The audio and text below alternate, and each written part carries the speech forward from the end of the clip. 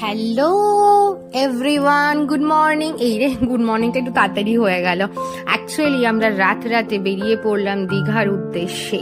আগেই তো তোমরা দেখেছো। তো ব্যাপার হচ্ছে এটাই যে আমাদের কোনো টিকিট বুকিং ছিল না, তো যাবোটা কি করে, কিন্তু যেতে তো হবেই।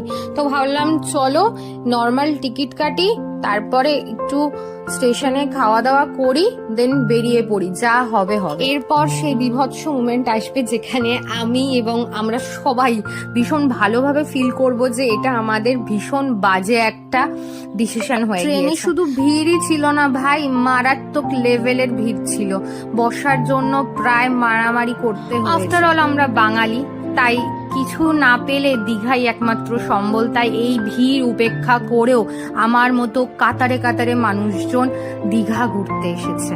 তো চলো নেক্সট ব্লগে বাকিটা শেয়ার করবো। এখন বহুত টায়ার্ড ভাই, বহুত।